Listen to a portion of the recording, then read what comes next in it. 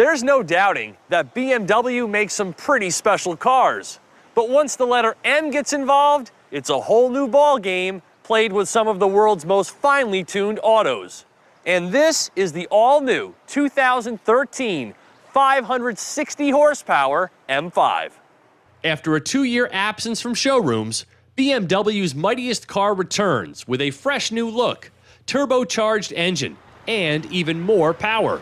It's the BMW sedan of choice for the discriminating buyer who desires the highest levels of performance and exclusivity in a midsize friendly package.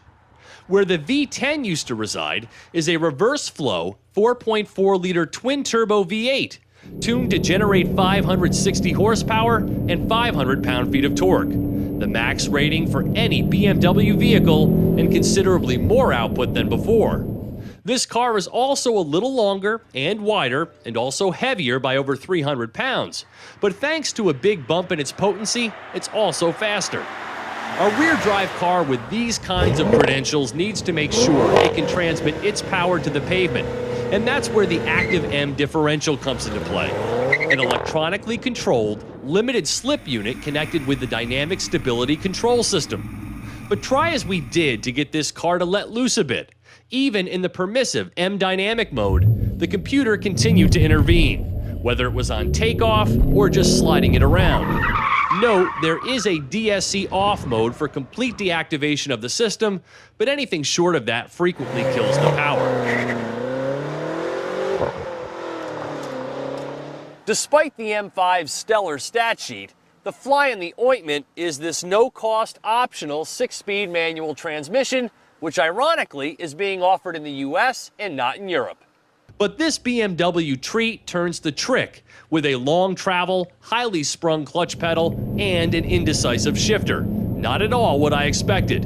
It wasn't until about day 3 before I felt like I had smooth command of its operation, and even then the M5 had its moments of being herky-jerky. Combined, these traits will have you nervously entering a stoplight war, even with an inferior car next to you. But once into second, you can better explore the high-revving engine's broad power band and make up for lost time, where the M5 audibly comes to life and speed builds with incredible ease.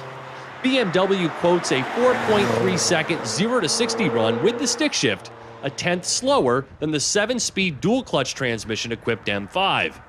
Another reason I'd forego the manual here is because, as hard as it is to believe, it can make the M5 feel lazy, requiring more downshifting than should be necessary and interfering with your athletic drive. So the moral of the story here is to stick with the automated manual. This unit just does not play especially well with this engine.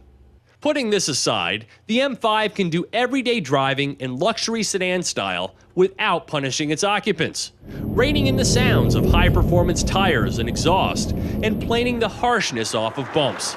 It's quite firm, but not unforgiving.